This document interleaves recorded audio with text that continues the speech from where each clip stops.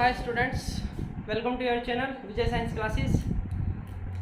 आज का टॉपिक है केमिस्ट्री का सॉल्यूशन और सॉल्यूशन में स्टार्ट करते हैं Raoult's law for a volatile liquid. Raoult's law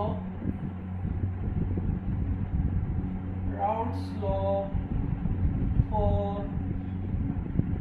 to volatile liquids। अब फर्स्ट वर्ड यहाँ पे आ रहा है volatile। What is volatile? Which can change into vapor? Volatile liquids which volatile substance कौन होंगे? Which can change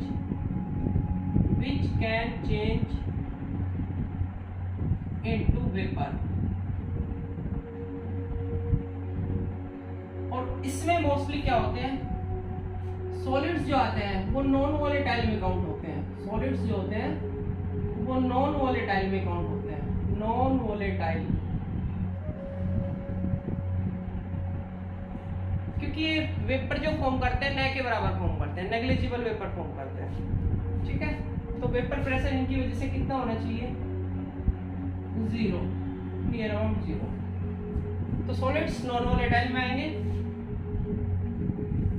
तो बात चल रही है Raoult's law for two volatile liquids. अगर आपने कोई सॉल्यूशन लिया, सॉल्यूशन में सॉल्यूट प्लस सॉल्वेंट, दो कंपोनेंट, आप उनको कंपोनेंट भी बोल सकते हो, आप सॉल्यूट या सॉल्वेंट भी बोल सकते हो, दोनों को कंपोनेंट भी बोल सकते हो। सपोज करो ये सॉल्यूशन मिलके बना है AB।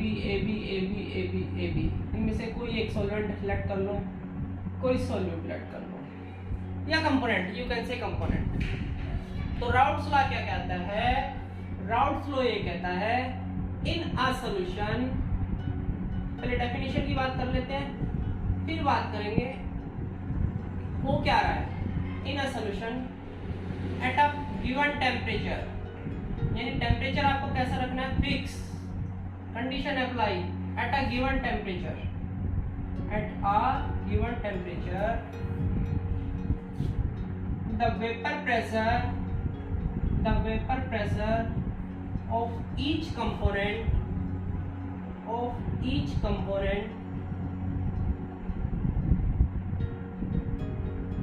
is equal to the mole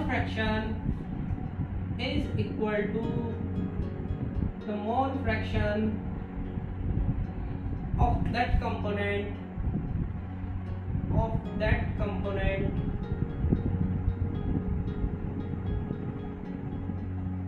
multiplied by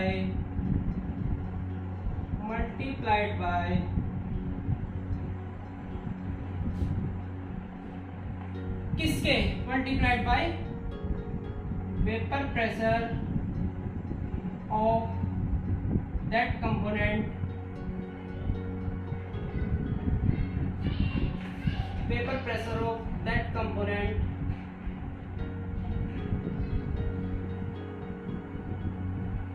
in pure state।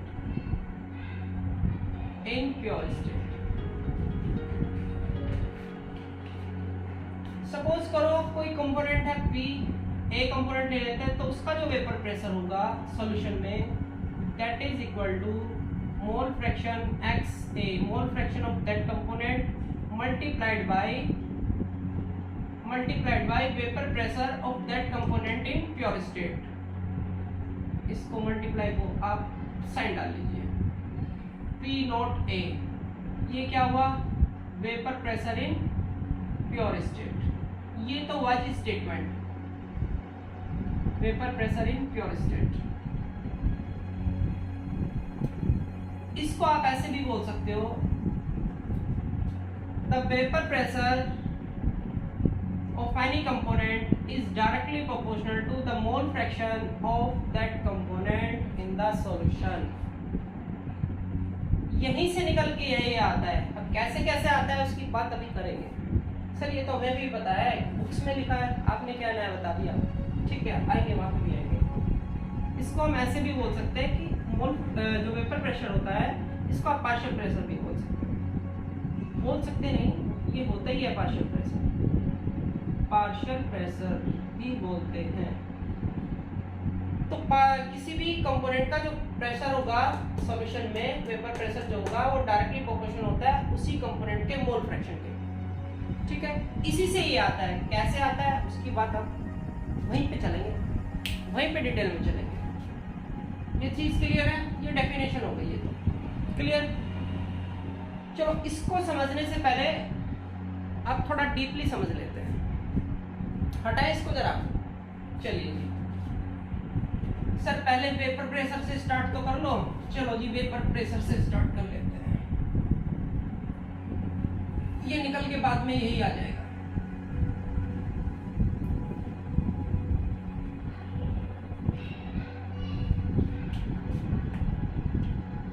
Vapour pressure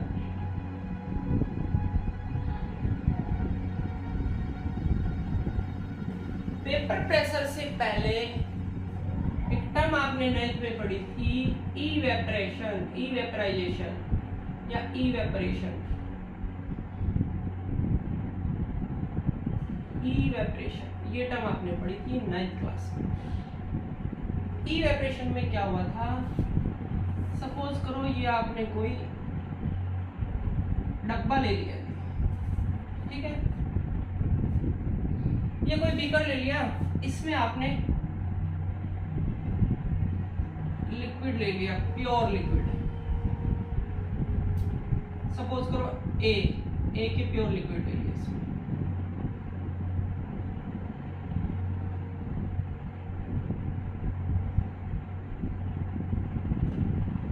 अब जब ये इवेपरेट होगा यानी बॉइलिंग पॉइंट से नीचे, इवेपराइजेशन क्या होता है, बॉइलिंग पॉइंट से नीचे, boiling below the boiling point, जब आपका लिक्विड वेपर में चेंज होना स्टार्ट हो जाए the process is called इवेपराइजेशन।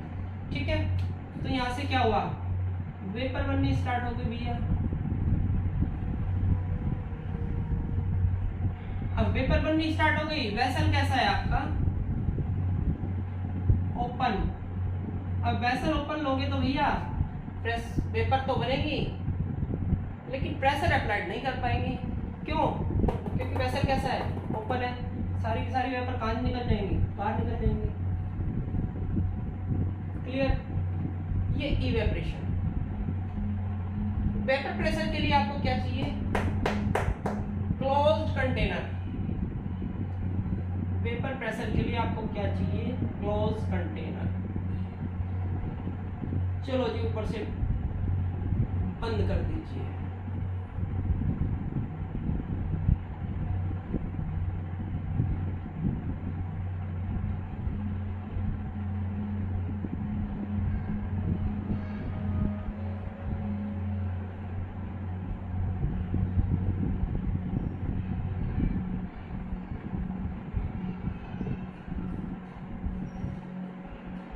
Suppose करो ए के मॉलिक्यूल है, प्योर लिक्विड है ए,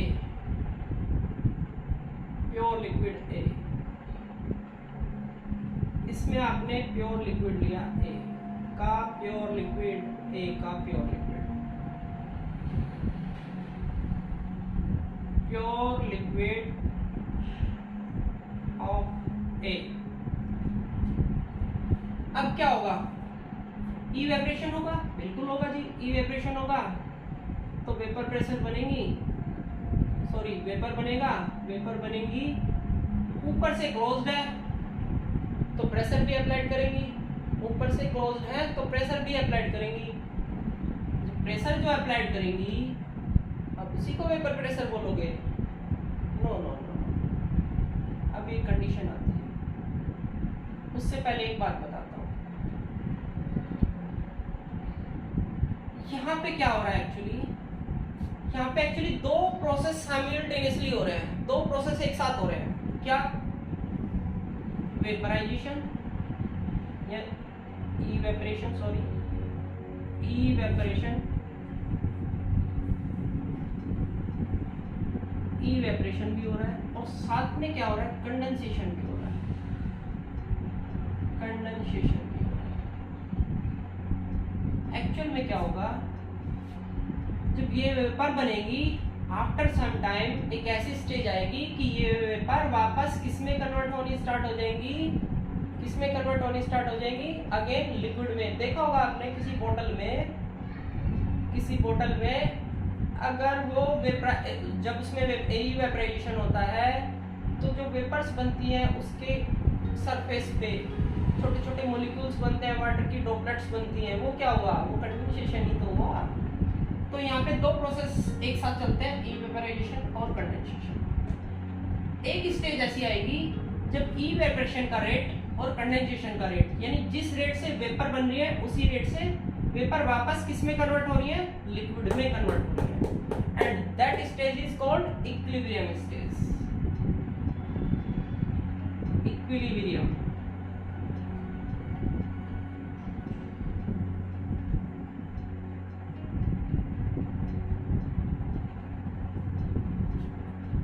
इक्विलिब्रियम स्टेज पे क्या होगा, रेट ऑफ फॉर्मेशन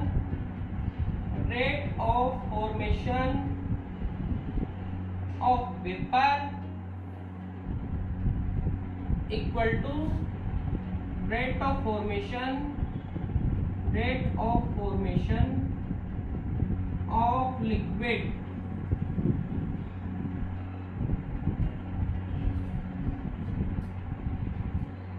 तो एट इक्विलिब्रियम स्टेट, जब इक्विलिब्रियम स्टेट अचीव हो जाएगी, यानी ये रेट और ये रेट, एवेपोरेशन का रेट और कंडेंसेशन बोथ प्रोसेस का रेट सेम हो जाएगा, उस टाइम पे यहाँ जितनी भी वेपर बनेगी सरफेस के ऊपर जो खाली पोर्शन है, उस टाइम पे इक्विलिब्रियम स्टेज पे यहाँ पे जितनी भी वेपर होंगी वो जो प्रेशर अप्लाइड करेंगी that is called vapour pressure. तो वेपर प्रेशर की डेफिनेशन क्या होनी चाहिए, the pressure exerted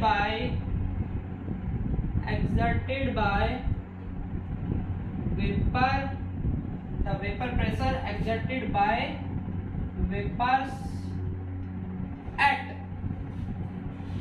equilibrium stage, short में लिखा at equilibrium stage,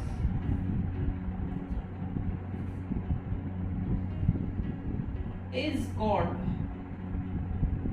vapor pressure। Is that clear? Vapour pressure कब होगा, जब ये स्टेज अचीव हो जाएगी, जितनी भी वेपर फॉर्म होगी उस टाइम पे, जब इक्विलिब्रियम स्टेज अचीव हो चुकी है उस टाइम पे जितनी भी वेपर यहाँ पे बनी वो जितना यहाँ प्रेशर एक्सर्ट कर रही है वेसल पे, that is called vapour pressure. न इक्विलिब्रियम स्टेज से पहले, इक्विलिब्रियम स्टेज से पहले वेपर प्रेशर डिफाइन नहीं हो रहा है। वेपर प्रेशर कहाँ डिफाइन होता है, इक्विलिब्रियम स्टेज पे। क्लियर, वेपर प्रेशर क्लियर है। फिर रिपीट करूं, ये इवेपोरेशन होगा तो वेपर फॉर्म होगी, तो एक टाइम ऐसा आएगा कि वो वेपर जो होंगी वो वापस किसमें चेंज होनी स्टार्ट हो जाएंगी, लिक्विड में, यानी कंडेंसेशन प्रोसेस स्टार्ट हो जाएगा आफ्टर सम टाइम। पहले इवेपोरेशन स्टार्ट हुआ, after some time condensation start हो जाएगा। कंडेंसेशन का मतलब वेपर किस में चेंज हो रही है, अगेन लिक्विड में चेंज हो गई है। तो जब दोनों का रेट सेम हो जाएगा, दोनों का rate of formation of vapour and equal to rate of formation of liquid, जब इक्वल हो जाएगा उस स्टेज को आप क्या बोलोगे, equilibrium stage. And at the equilibrium stage the vapour pressure exerted by the vapours is called the actual vapour pressure. ये होता है जी वेपर प्रेशर। क्लियर। अब दो पॉइंट मैं आपको बताऊं, बड़े अच्छे वाले पॉइंट हैं। क्या, ये जो आपको ऊपर वाले मॉलिक्यूल्स दिखाई दे रहे हैं ना, इनकी कुछ प्रॉपर्टी होती है। फर्स्ट प्रॉपर्टी, ये ध्यान रखना, ये प्रॉपर्टी पूछेगा कोई नहीं है, बात एक्सप्लेनेशन की हो रही है, थोड़ी फीलिंग्स लो डीपली। ये जो ऊपर के सरफेस के जो मॉलिक्यूल है, ऊपर के मॉलिक्यूल है जो सरफेस पे मॉलिक्यूल है, ठीक है, 11th में चैप्टर पढ़ा था सरफेस टेंशन वाला, जहाँ सरफेस टेंशन है, ठीक है, पढ़ा। तो जो बीच के मॉलिक्यूल है इनको बोलते हैं बल्क मीडियम, जो अंदर का है, ये होंगे आपके बल्क मॉलिक्यूल। तो जो बल्क मॉलिक्यूल यानी बीच के जो मॉलिक्यूल है, सपोज करो ये मॉलिक्यूल है, ये मॉलिक्यूल ये मॉलिक्यूल और ये मॉलिक्यूल इसको अपनी तरफ खींच रहा है, ये वाला इसको अपनी तरफ खींच रहा है, यानी force of interaction between the molecules. ये मॉलिक्यूल अपनी तरफ खींच रहा है, ये मॉलिक्यूल अपनी तरफ फोर्स एक्सर्ट कर रहा है, ये मॉलिक्यूल अपनी तरफ कर रहा है, और ये मॉलिक्यूल इस पे अपनी साइड फोर्स लगा रहा है। यानी इस मॉलिक्यूल पे तो चारों साइड फोर्स लग रहा है। तो बल्क के जितने भी मॉलिक्यूल होंगे उन पे ज्यादा फोर्स लगता है। सरफेस पे चेक करें जरा, इस पे सिर्फ ये फोर्स लगा रहा है, इस पे ये फोर्स लगा रहा है, इस पे ये फोर्स लगा रहा है, इस पे ये फोर्स लगा रहा है, इस पे ये फोर्स लगा रहा है। तो जो सरफेस के मॉलिक्यूल हुए उन पे जो फोर्स ऑफ इंटरेक्शन लगता है वो कम होता है in comparison to bulk molecule. First point, the force of interaction,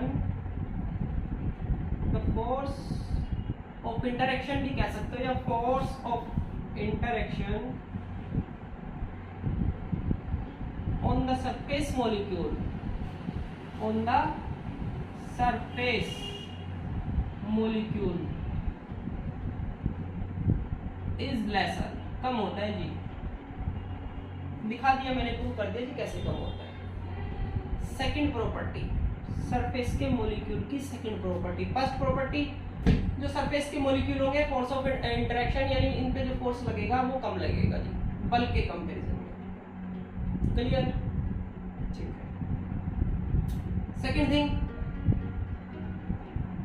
जब आपने ये लिक्विड इसमें डाला, प्योर लिक्विड है एक का, जब इसमें लिक्विड आपने डाला तो डालने के बाद क्या हुआ, सारे के सारे मॉलिक्यूल गए, सारे के सारे मॉलिक्यूल गए। अब मॉलिक्यूल आपस में रैंडमली उनका क्या हुआ, कोलिजन हुआ। कोलिजन होने के बाद यानी टकराव हुआ, टकराव होने के बाद कुछ मॉलिक्यूल ही सरफेस पे आए, ये वाले। तो यही वाले क्यों आए, ये वाले क्यों नहीं आए? भाई ये भी तो आ सकते हैं, यानी कुछ ऊपर आ गए, कुछ नीचे रह गए। वे ऊपर जो आए वे क्यों आए ऊपर? क्योंकि उनके पास ज्यादा एनर्जी है, उनके पास ज्यादा एनर्जी है। ज्यादा एनर्जी कहां से आई? जो कोलिजन हुआ, कोलिजन की वजह से, कोलिजन हुआ, कोलिजन की वजह से उनकी काइनेटिक एनर्जी बढ़ी, और किसी वजह से वो कैसे भी करके लड़ झगड़ के कैसे भी करके वो कहां पहुंच गए, सरफेस पे। तो सीधी सी बात है, जो सरफेस के मॉलिक्यूल होंगे उनके पास एनर्जी हाई होगी। The molecules on the surface, yeah, the surface molecules on the surface have more energy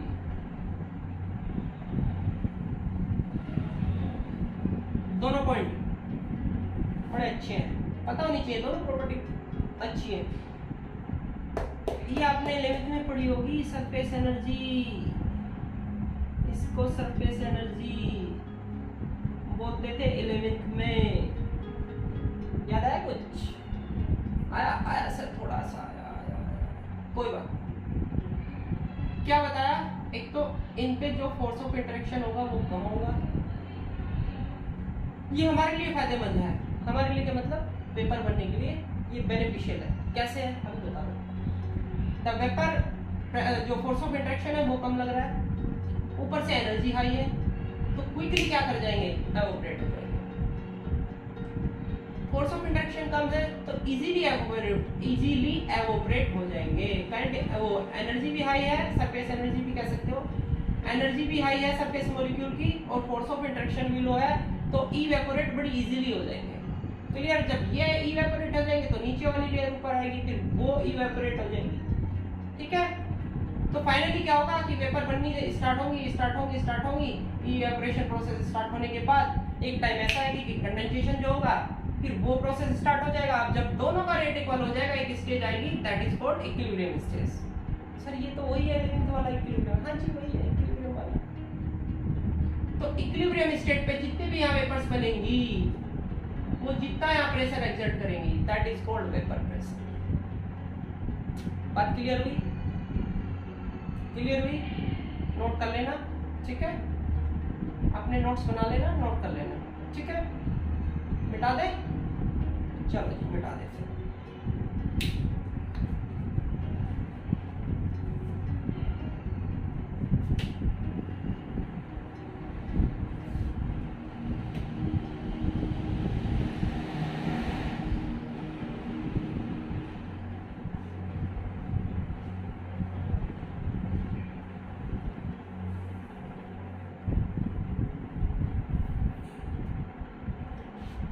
vapour pressure की कुछ प्रॉपर्टी होती है, इवेपोरेशन को हटाओ अब यहीं पे लिख देते हैं properties of vapour pressure, properties of vapour pressure. Vapour pressure जो होगा वो कभी भी वेसल के साइज पे डिपेंड नहीं करेगा। अरे सर ऐसे कैसे हो सकता है, हमने तो एक छोटा वेसल लिया और यहाँ पे हमने इतना बड़ा वेसल ले लिया, तो यहाँ पे तो ज्यादा वेपर्स बननी चाहिए, यहाँ पे कम वेपर्स बनेंगी। क्लोज कंटेनर करना है, वेपर प्रेशर चेक करना है तो क्लोज कंटेनर होगा, क्योंकि आपको पता है 11th में पढ़ा था equilibrium can not be achieved in open vessel. Open vessel में इक्विलिब्रियम कभी अटेन हो ही नहीं सकता, वो सारी की सारी वेपर बाहर निकल जाएंगी, कंडेंसेशन तो होगा ही नहीं। फिर दोनों प्रोसेस साथ में होनी चाहिए ना इक्विलिब्रियम में। तो equilibrium is always attend in close vessel.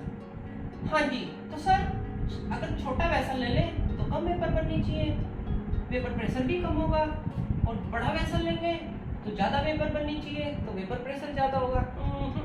नहीं, क्योंकि वेपर जितने यहाँ पे क्या है, vapour pressure molecules per unit volume, volume से डिवाइड हो जाएगा, वहां मॉलिक्यूल्स भी तो ज्यादा है, वहां मॉलिक्यूल्स भी तो ज्यादा है, मॉलिक्यूल्स ज्यादा, वॉल्यूम ज्यादा है मान लिया, मॉलिक्यूल्स भी ज्यादा है, पर यूनिट वॉल्यूम आएगा तो वेपर प्रेशर उतना ही होगा। तो साइज पे कभी डिपेंड नहीं करता, साइज पे कभी भी डिपेंड नहीं करेगा वेपर प्रेशर, यानी डायमेंशन पे डिपेंड नहीं करेगा। Vapour pressure does not depend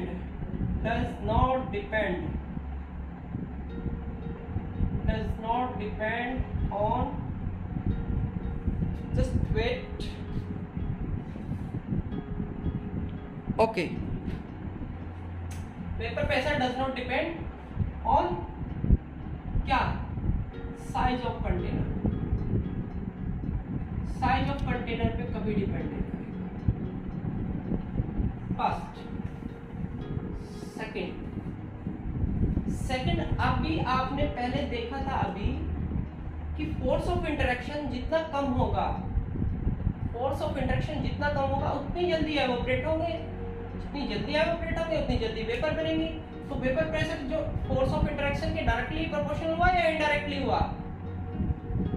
भाई vapour pressure force of interaction के डायरेक्टली प्रोपोर्शनल होना चाहिए या इनडायरेक्टली होना चाहिए?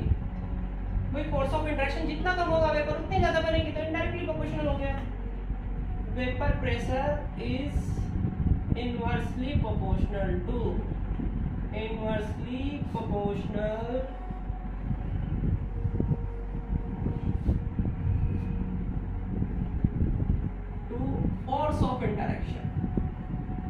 force of interaction.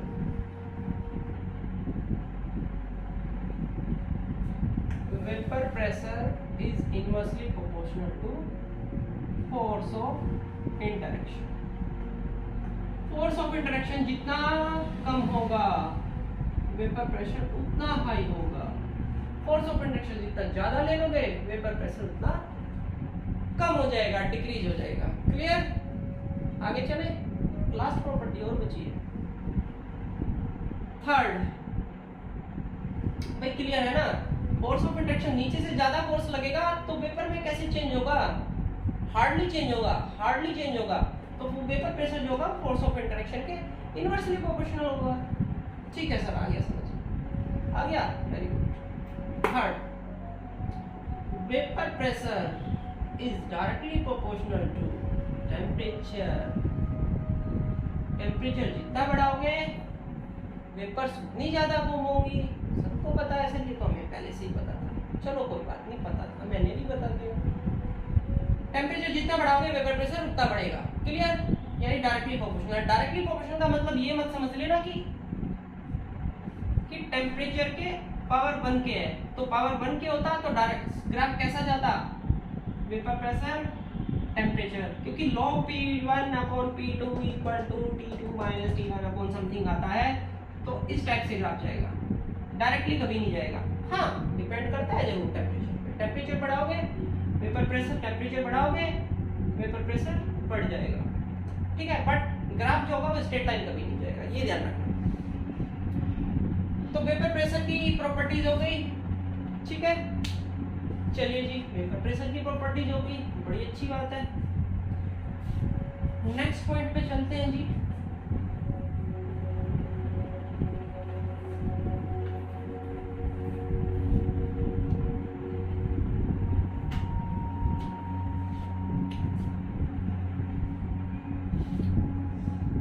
यहाँ पे लिया आपने, अब धीरे धीरे हम वहीं पे आ रहे हैं बेटा, राउट्स लॉ पे।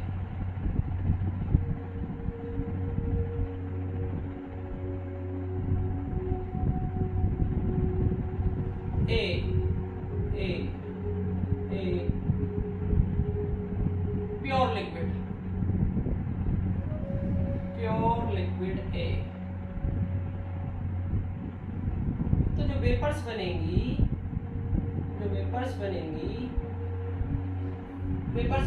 तो वेपर प्रेशर अप्लाइड करेंगे इक्विलिब्रियम पे। तो यहाँ पे जो वेपर प्रेशर हम लेट कर रहे हैं वो लेट कर लेते हैं क्या, P0A, vapour pressure in pure state,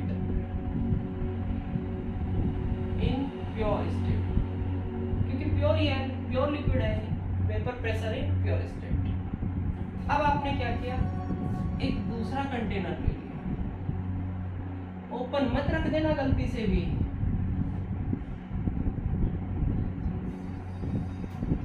यहाँ पे आपने दूसरा लिक्विड लिया है, ये सपोज बी लिक्विड लिया है प्योर स्टेट में, प्योर लिक्विड बी।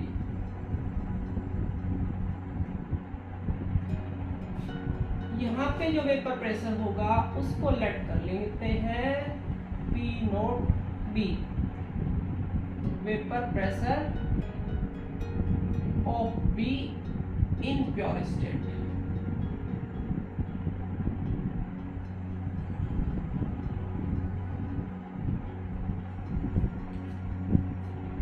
अब क्या करते हैं, इन दोनों को क्या करते हैं, दोनों कंपोनेंट को सोल्यूट, किसी को सोल्यूट और किसी को सोलवेंट आप लेट कर सकते हो। सोल्यूट सोलवेंट तो पता है ना, जिसका अमाउंट लेस होता है दैट इज सोल्यूट और जिसका अमाउंट हाई होता है दैट इज सोलवेंट।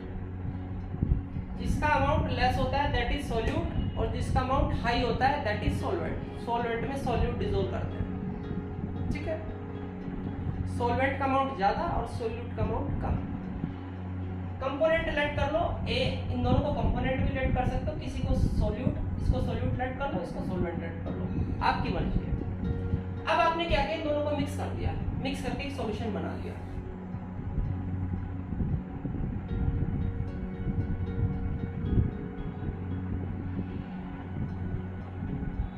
चलिए जी,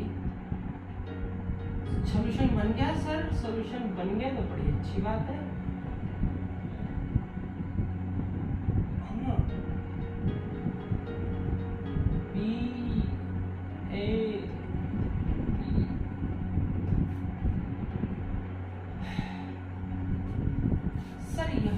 अब जो वेपर प्रेशर बनेगा इस सॉल्यूशन का जो वेपर प्रेशर बनेगा सर, उसका वेपर प्रेशर तो किसके इक्वल होना चाहिए, वेपर प्रेशर ऑफ सॉल्यूशन। मैं यहाँ लिख देता हूँ वेपर प्रेशर ऑफ सॉल्यूशन। आप बोलोगे कि दो, इसका वेपर प्रेशर प्लस इसका वेपर प्रेशर की जाओ, सॉल्यूशन का vapour pressure of solution equal to P0A उसका प्लस P0B, यही ना? नहीं जी, गलत है जी ये बात, रॉन्ग। सर रॉन्ग क्यों है, इसका वेपर प्रेशर प्लस इसका वेपर प्रेशर दोनों को मिलाया, सॉल्यूशन का वेपर प्रेशर मिल गया। नहीं सर, नहीं तो फिर क्या,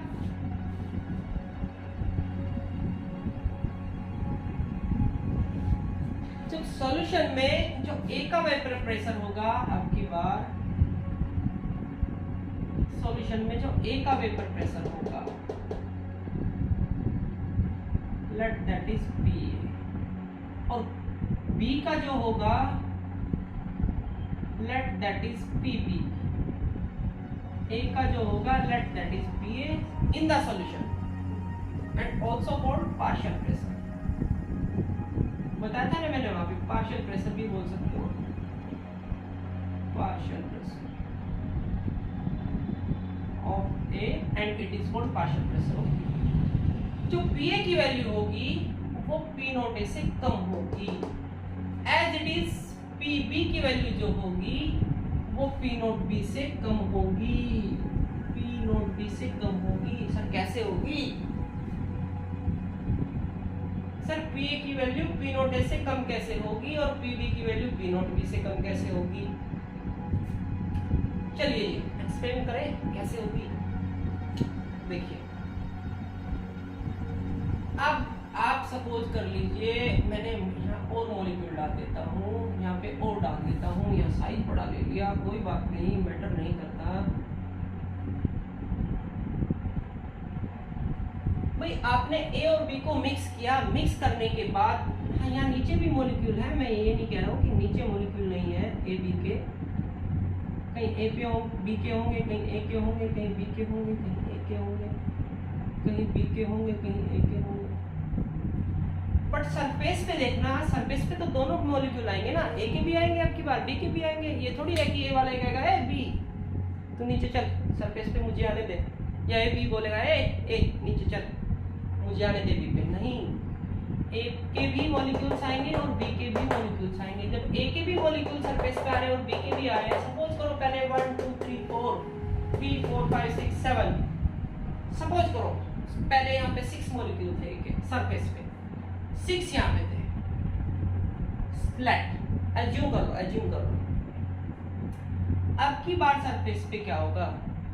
अब की बार सरफेस पे 6 से कम मॉलिक्यूल ए के होंगे और 6 से कम मॉलिक्यूल बी के होंगे, क्योंकि ए के साथ साथ बी के भी तो है और बी के साथ साथ ए के भी है, तो बी के मॉलिक्यूल्स भी कट गए और ए के मॉलिक्यूल्स भी कट गए। जब ए के मॉलिक्यूल्स कट गए तो वेपर प्रेशर ए का घट गया या नहीं घट गया? और बी के मॉलिक्यूल्स भी घट गए तो बी का वेपर प्रेशर भी डिक्रीज हो गया, ए के मॉलिक्यूल्स डिक्रीज हुए तो ए का वेपर प्रेशर जो होगा सॉल्यूशन में वो भी डिक्रीज हो गया। That's why I am saying PA is less than P naught A and PB is less than P naught B. Is that clear? PA is less than P naught A and PB is less than P naught B. Clear? Okay. अब आते हैं Raoult's law पे, आ गए बस हम। Sir जहां से चले थे घूम फिर के वहीं आ गए, वहीं तो आना था बेटा। अब राउट्स लॉ क्या कहता है? Paper pressure in a solution at a fix temperature fix होना चाहिए, at a fix temperature is directly proportional to the mole fraction of that component. Sir आपने तो मल्टीप्लाइड वगैरह भी बताया था, वहां भी आएंगे। राउट्स लॉ ये कहता है vapour pressure of any component in a solution at a fixed temperature is directly proportional to the mole fraction of that component in the solution. ये x है mole fraction of A. Clear? As it is, PB is directly proportional to mole fraction of P.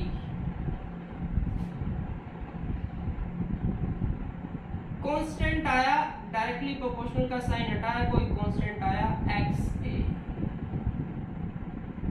आ गया। के की value कैसे निकले? चलिए, if x B is 0, आपको हाँ पहले एक बात बता देता हूं, वो इसके फर्स्ट लेक्चर में गिवन होगी मोल फ्रैक्शन का जो सम होता है, sum of mole fraction equal to 1। चाहे 2 कंपोनेंट हो, चाहे 3 कंपोनेंट हो, चाहे 4 कंपोनेंट हो, चाहे 5 कंपोनेंट हो, सबका मोल फ्रैक्शन का जो सम होगा, बिकॉज फ्रैक्शन फ्रैक्शन का सम कितना होता है ऑलवेज 1, जितने भी कंपोनेंट है, ठीक है। यानी अगर दो कंपोनेंट है तो XA plus XB equal to 1, ये नोट करके रखना, कोई बात नहीं फर्स्ट लेक्चर में, ठीक है, फर्स्ट लेक्चर में देखते हैं। ओके, अगर XB 0 मीनिंग सारा का सारा क्या है A, B तो है ही नहीं, जब XB 0 है तो XA की वैल्यू कितनी होनी चाहिए, XA कितना हो जाएगा बेटा 1 हो जाना है, मोल फ्रैक्शन का सम 1 होना है। जब XA की वैल्यू 1, XA की वैल्यू 1, अब थोड़ा ध्यान से समझना, मैं XA की वैल्यू यहाँ पुट कर रहा हूँ, K into 1 equal to K, left में लिखा था PA पार्शियल प्रेशर, आपने क्या ज्यूम करके चले हो, सॉल्यूशन में तो B है ही नहीं, तो वो क्या हुआ प्योर लिक्विड, किसका A का, XB इक्वल टू 0 का मतलब क्या है, मोल फ्रैक्शन कितना है 0, यानी इसमें कोई मोल है ही नहीं, मोल फ्रैक्शन 0, सॉल्यूशन में B के मोल कितने 0, तो क्या बचा सिर्फ A के मॉलिक्यूल्स हैं यानी प्योर लिक्विड, और प्योर लिक्विड में जो वेपर प्रेशर होता है वो कितना होता है P नोट A, तो P की जगह आप क्या लिख सकते हो P नोट A, तो K की वैल्यू आ गई P नोट A, बात क्लियर हुई, नहीं सर नहीं हुई, एक बार और बता दीजिए। चलिए जी एक बार और रिपीट कर लेते हैं, यहाँ तक तो कोई प्रॉब्लम नहीं है किसी को भी। अब हम यहाँ एज्यूम करके चल रहे हैं XB इक्वल टू 0, हमने एज्यूम कर लिया XB इक्वल टू 0 है, यानी मोल फ्रैक्शन B के 0, यानी मोल फ्रैक्शन B के 0 का मीनिंग क्या है, B के तो मोल है नहीं सॉल्यूशन में, तो क्या बचा प्योर लिक्विड, किसका A का, B के तो मॉलिक्यूल है ही नहीं, जब प्योर लिक्विड होता है A का तो वेपर प्रेशर प्योर लिक्विड का कितना होगा P नोट A, तो P की जगह आप क्या पुट करोगे, अपने आप क्या आ जाएगा P नोट A, तो K की वैल्यू क्या है P नोट A रखो, K की वैल्यू रखिए यहाँ पे PA इक्वल टू K की वैल्यू P नोट A, वो मैं बाद में रखूंगा, XA की वैल्यू मैंने पहले रख ली XA P नोट A, और यही राउट्स लॉ में मैंने सबसे पहले आपको यही बता के चला था definition, the vapour pressure of any component in a solution is equal to the mole fraction of that component in the solution multiplied by the vapor pressure of that component in pure state। मैंने बताया था यहीं से ये आने वाला है, इसके बाद मैंने ये लिखा था और मैंने बताया था कि यहीं से ये आएगा, आ गया जी। As it is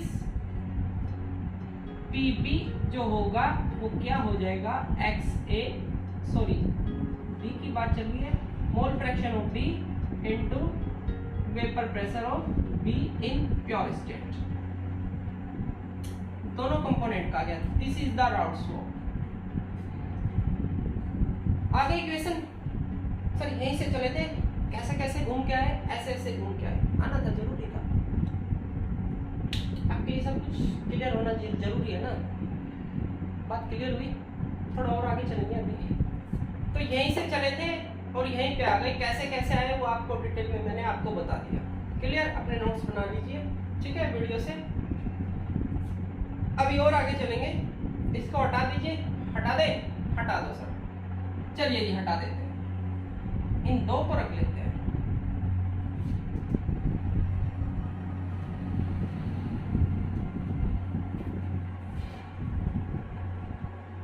For two volatile liquids का एग्जांपल भी रख लेना भाई। चलो एक बात ध्यान में आ गई तो पहले वही लिख देते हैं, volatile liquids, volatile example, volatile liquids, water, methanol भी है, इथेनॉल भी है, बेंजीन भी है, टोलुइन भी है, टोलुइन C6H5CH3, C6HCX, हेक्सेनेप्टेन,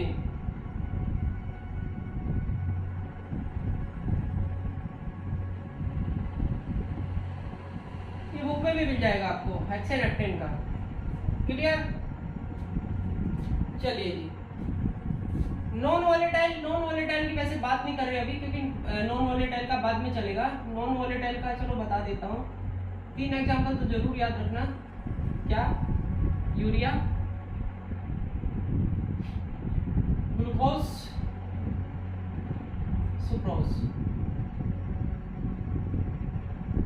ये 3 लर्न रखना नॉन वोलेटाइल के लिए।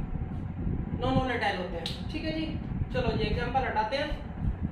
एग्जांपल्स तो आपकी बुक में भी मिलेंगे, वहां से लर्न कर लेना, वैसे मैंने बता दिया आपको। चलिए जी, ये तो इंडिविजुअली हमने किसका निकाला था वो सॉल्यूशन में, तो दोनों कंपोनेंट थे ए बी और बी बी। अब टोटल प्रेशर जो होगा सॉल्यूशन का, पी टोटल किसका? सॉल्यूशन का, that is should be equal to P A plus P B. And P A की वैल्यू पुट कर दीजिए, X A P naught A plus X B P naught B. This is the total pressure किसका? Solution का।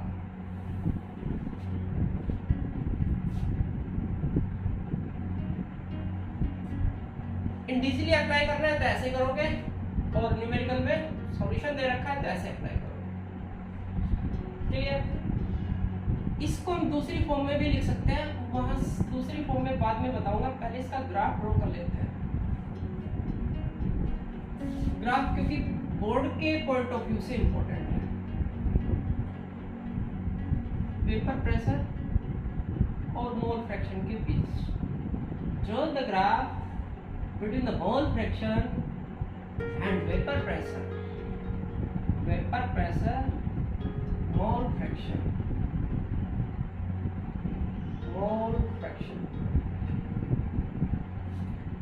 यहाँ पे XA को 1 late कर लेते हैं, तो XB अपने आप कितना हो जाना है? 0। चलो यहाँ कोई पॉइंट ले लेते हैं, यहाँ पे XA 0 हो जाना है, और XB की वैल्यू, मोल फ्रैक्शन इधर है, XB की वैल्यू 1 होनी है, क्योंकि दोनों का सम कितना होता है? 1 होता है। सर मोल फ्रैक्शन नहीं बताया, वो फर्स्ट लेक्चर में मिल जाएगा, यहाँ पे भी बता दूंगा, अभी बताता हूँ। यहाँ पे आइए जरा, XA की वैल्यू 1 रखोगे तो प्रेशर जो होगा वो कितना होगा? P naught A। तो लेट कर लीजिए यहाँ के P नोट A, ये वैल्यू हो गई P नोट A की। तो ग्राफ जाएगा बेटा डाउनवर्ड।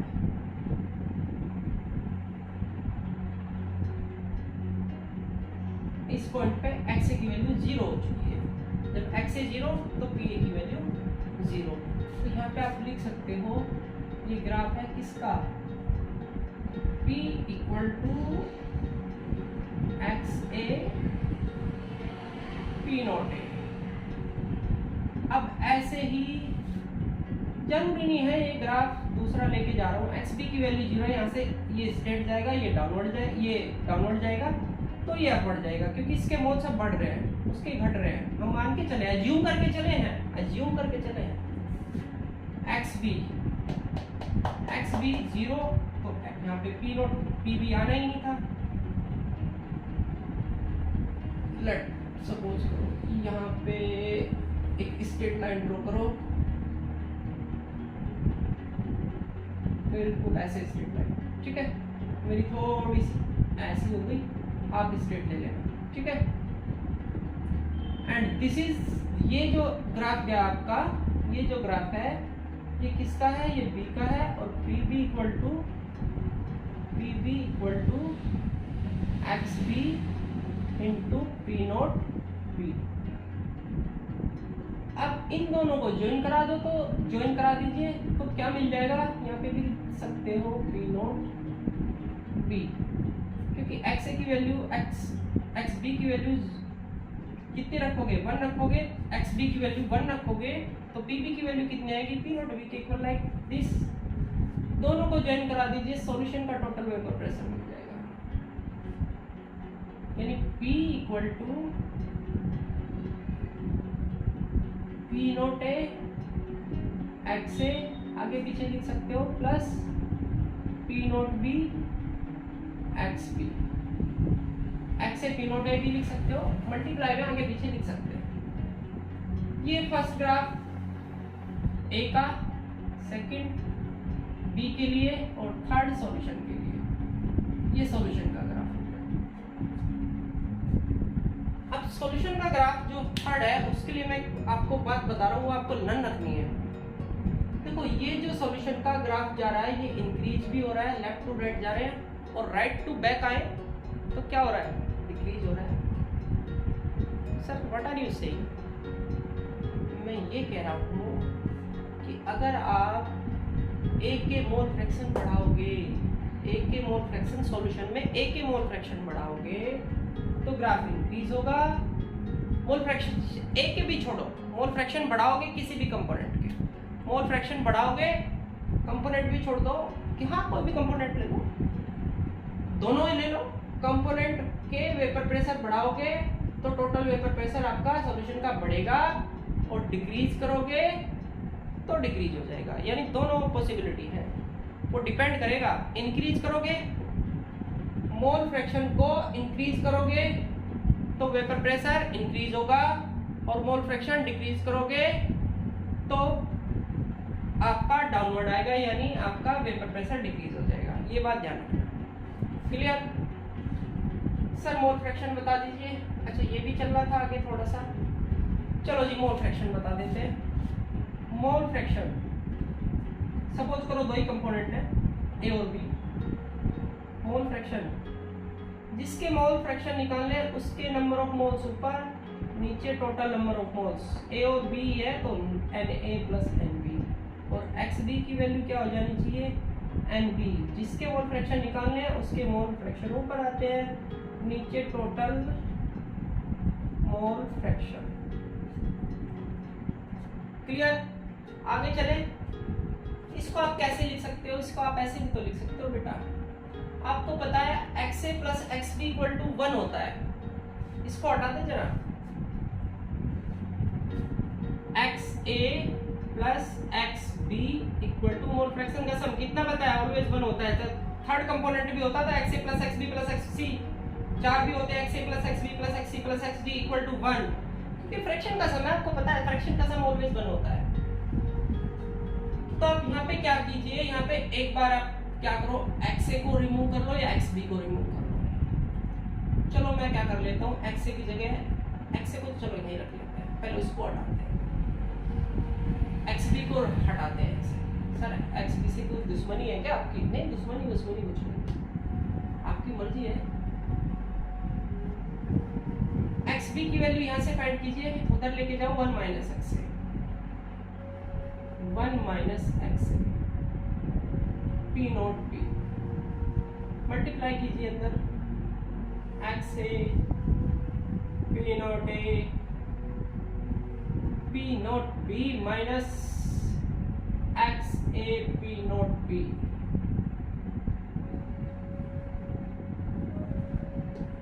क्यों किया? इसलिए किया क्योंकि ये दोनों में XA कॉमन आ जाएगा, इधर ले आओ।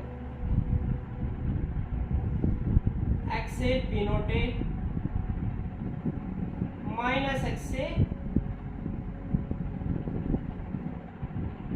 P naught B plus P naught B। यहां से आप XA कॉमन ले सकते हो, P naught A minus P naught B plus P naught B। आप इसको इस फॉर्म में भी लिख सकते हो।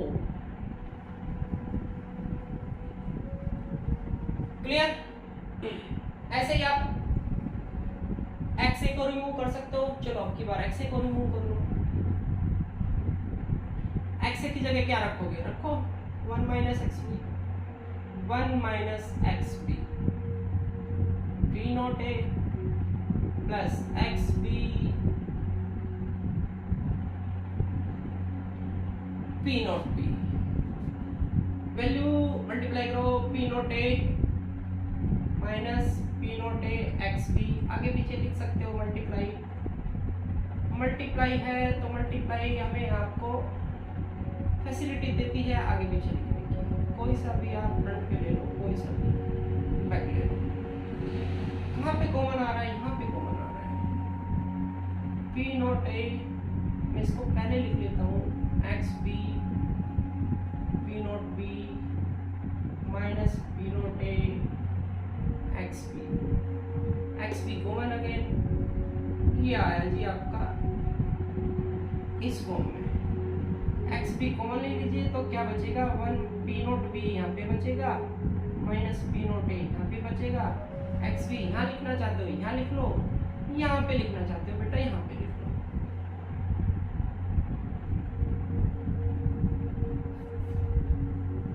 ठीक है जी, क्लियर है बात?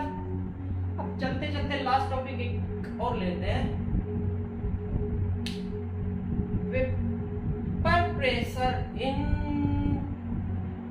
Vapour phase. भाई जो वेपर्स बनी उसमें भी तो ए और बी के मॉलिक्यूल्स होंगे, होंगे या नहीं होंगे? तो उसकी बात कर लेते हैं।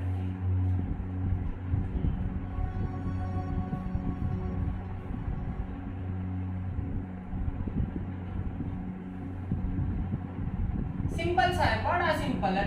अगर पूछ रहा है वेपर फेज में, अगर बोर्ड में पूछे, आपको बोर्ड में गिवन होगा, अगर वो वेपर फेज में क्वेश्चन पुट अप करेगा तो बोलेगा वेपर फेज। तो बात कर लेते हैं वेपर फेज की। हाँ जी, vapour pressure in vapour phase. अगर वेपर फेज का क्वेश्चन आ रहा है एग्जाम में तो ये वर्ड गिवन होगा आपको, वेपर फेज। भाई वेपर फेज जो आपकी वेपर्स बनती हैं, वेपर फेज में भी तो ए और बी के मॉलिक्यूल्स होंगे। तो वेपर फेज की अगर बात हो रही है तो वेपर फेज में आप क्या कीजिए, जो मोल फ्रैक्शन है ए और बी के वो एक्स ना लेट करके वाई लेट कर लो। तो मोल fraction of A in vapour phase, mole fraction of component A in vapor phase YA, और इसका फॉर्मूला होगा vapour pressure of A divided by total pressure, यानी PA plus PB, as it is mole fraction of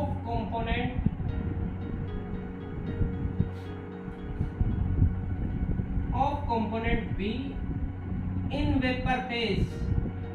in vapor phase लिखो, इसको confuse हो जाओगे otherwise. in vapor phase, इसको आप वेपर प्रेशर समझ लोगे। in vapor phase ये बड़ा सिंपल है, इसमें कुछ नहीं करना है आपको। वेपर फेज YB, तो प्रेशर B का divided by total pressure, pressure of A plus pressure of B, ये वेपर फेज का हो गया।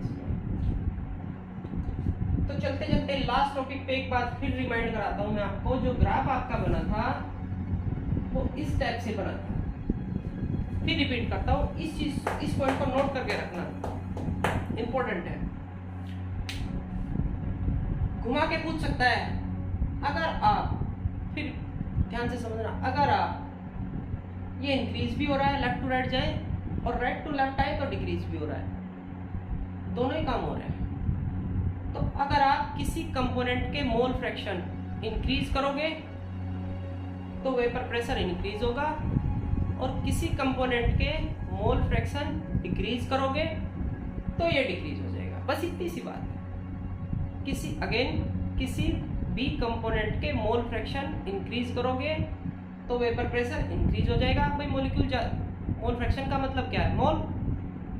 मोल ज्यादा है तो वेपर ज्यादा बननी है, वेपर ज्यादा बनेगी तो वेपर प्रेशर ज्यादा बनेगा। दैट्स व्हाई वहीं से तो पॉइंट निकल के आ रहा है। तो वेपर प्रेशर अगर किसी कंपोनेंट के इंक्रीज करोगे तो वेपर प्रेशर सॉल्यूशन का इंक्रीज करेगा, और मोल फ्रैक्शन कंपोनेंट के डिक्रीज करोगे तो सॉल्यूशन का वेपर प्रेशर डिक्रीज हो जाएगा। इस पॉइंट को नोट करके रखना। Is that clear sir? Vapour phase Raoult's law for two volatile liquids के लिए क्वेश्चन भी करा दीजिए। क्वेश्चन नेक्स्ट वाले लेक्चर में लेते हैं, ठीक है? या कराएं अभी? टाइम क्या होगा? कराएं? चलो देख लें। सर एक दो तो करा दो। चलो कराते हैं। चलो आपकी एनसीईआरटी के क्वेश्चन ले लेते हैं। एक क्वेश्चन ले लेते हैं आपकी एनसीईआरटी का ही क्वेश्चन। वेपर प्रेशर गिवन है किसका? क्लोरोफॉर्म का, CHCl3 का, CHCl3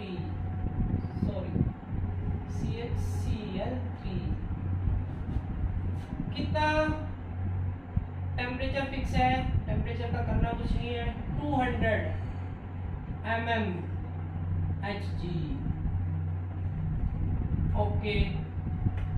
और वेपर प्रेशर गिवन है किसका? डाइक्लोरोमीथेन। डाइक्लोरोमीथेन यानी बन जाएगा CH2Cl2 dichloromethane.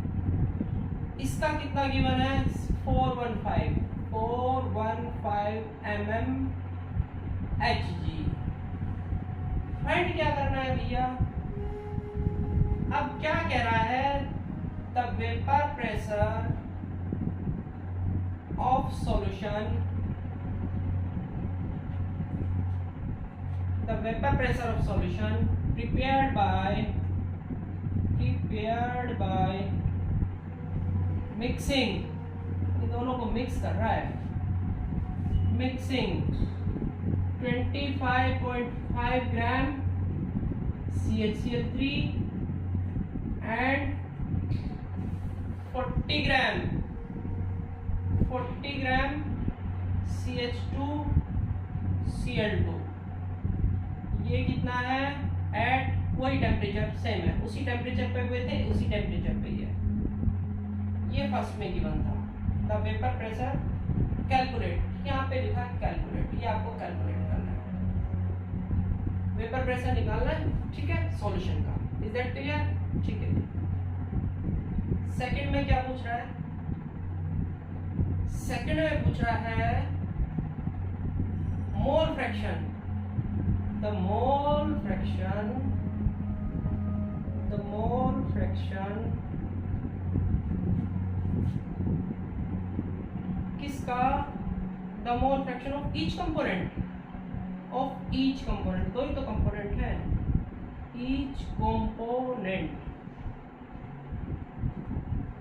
in vapor phase। ये बात मैंने बोला था आपको कि अगर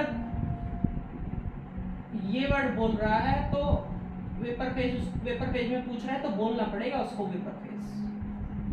बात क्लियर हुई? हाँ जी सर, बात क्लियर हुई। अब बात क्लियर हुई तो बड़ी अच्छी बात है। चलिए जी, देखो पहले उसने क्या दिया कि इतना वेपर प्रेशर है CHCl3 का, इतना, फिर वेपर प्रेशर डाइक्लोरोमीथेन का इतना है, फिर क्या किया? कैलकुलेट, उन्हें इन दोनों को मिक्स किया, इतना अमाउंट इसका लिया, इतना अमाउंट इसका लिया, और जो सॉल्यूशन बना उसका वेपर प्रेशर पूछ लिया। फिर क्या कहा उसने? मोल फ्रैक्शन निकाली इस कंपोनेंट का इन वेपर फेज। ओके, तो पहले तो बात कर लेते हैं फर्स्ट पार्ट की। फर्स्ट पार्ट के लिए आपको क्या चाहिए? राउल्ट्स लॉ अप्लाई कीजिए। राउल्ट्स लॉ अप्लाई कीजिए, उसके लिए आपको क्या चाहिए? मोल फ्रैक्शन चाहिए। मोल फ्रैक्शन के लिए आपको सबसे पहले तो मोल चाहिए, मोल ऑफ CHCl3। मोल क्या होता है? मास इन ग्राम अपॉन मोलर मास। कितना मास गिवन है भैया? 25.5 मास इन ग्राम अपॉन मोलर मास निकाल लीजिए। कार्बन 12, हाइड्रोजन 1, क्लोरीन, वैसे तो 35.5 होता है। अब 35.5 एक्यूरेट लेना चाह रहे हो तो एक्यूरेट ले लो भैया।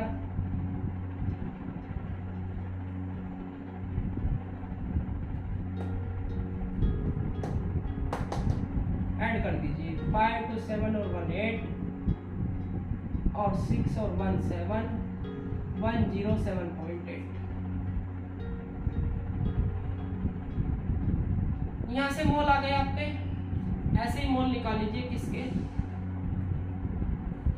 CH2Cl2 के CH2Cl2 मोल का फॉर्मूला होता है मास इन ग्राम अपॉन मोलर मास इन ग्राम 40 ग्राम मोलर मास CH2Cl2 निकालो कार्बन 12 हाइड्रोजन 2 है तो 2 रख दीजिए क्लोरीन फिर वही आ गया 35.5 एक्यूरेट रखना चाह रहे हो तो 35 35 70 71 2 2 4 1 5 7 1 8 85 इससे यहाँ से कैलकुलेशन हो के आपकी कोई कैलकुलेशन आ जाएगी। अब सर कैलकुलेशन करोगे अब कैलकुलेशन तो बेटा आप करो ना प्रैक्टिस आपकी होगी। मोल आ गए जब मोल आ गए तो मोल फ्रैक्शन भी आ जाएंगे बेटा। सपोज करो ये 2 आ गया ये सपोज करो 3 आ गया सपोज पॉइंट में आएगा तो आप मोल फ्रैक्शन ए के निकाल लोगे कैसे मैंने बताया था मोल ऑफ ए ऊपर जिसके मोल फ्रैक्शन निकालने हैं इसको ए लेट कर लो इसको बी लेट कर लो अगर ए लेट करना नहीं चाह रहे तो सीधा लिख लो मोल फ्रैक्शन ऑफ CHCl3 उसके हमने कितने सपोज किए 2 2 + 3 2/5 ऐसे मोल फ्रैक्शन निकाल लीजिए किसके CHCl3 अब दूसरा क्या है CH2Cl2 इसके मोल कितने हैं ऊपर रखो डिवाइडेड बाय टोटल मोल तो वही आने हैं 2 + 3 5 3/5 x से xp यानी दोनों आ गए।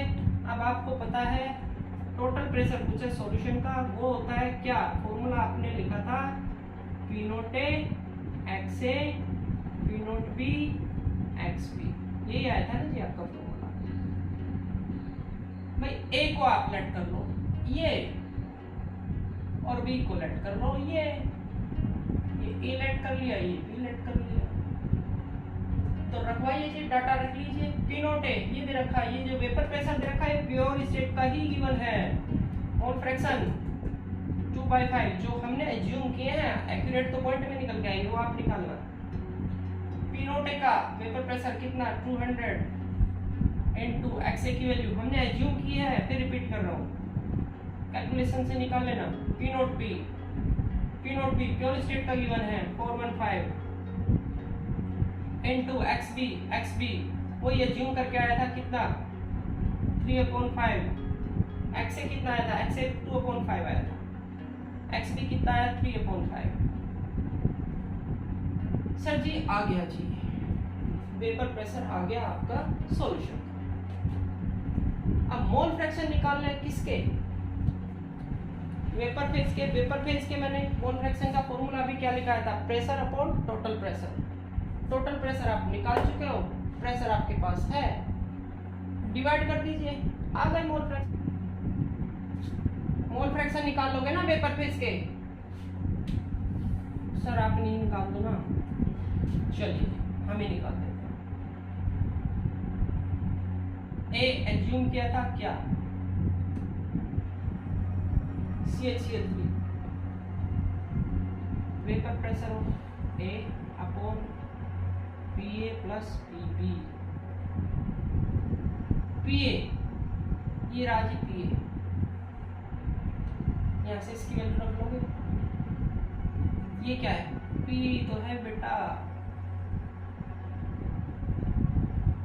PA इक्वल टू क्या था P note x A diesel के लिए ये क्या है PB और ये क्या है PA + PB = P तो PA + PB की वैल्यू जो यहाँ से निकल के आ रही है वो यहाँ रखोगे PA की वैल्यू यहाँ रखोगे YA आ गया ऐसे YB निकालोगे तो PB ऊपर ले लेना।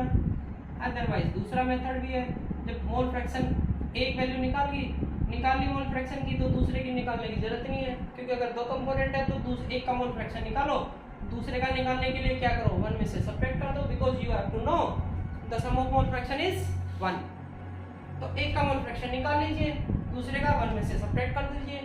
नहीं करना चाहते तो ऐसे कर लो PB ये लीजिए PB की वैल्यू यहाँ से जो भी निकल के आ रही है अपॉन PA + PB क्या है ये P टोटल PA + PB इसकी वैल्यू यहाँ रख दीजिए क्लियर।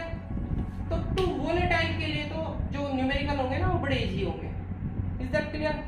नॉन वोलेटाइल के लिए क्वेश्चंस ज्यादा पुटअप होते हैं वोलेटाइल के लिए कम पुटअप होते हैं क्लियर ओके, नेक्स्ट लेक्चर में मिलते हैं, ठीक है। लाइक सब्सक्राइब कर देना, ठीक है। ओके, नेक्स्ट लेक्चर में मिलते हैं।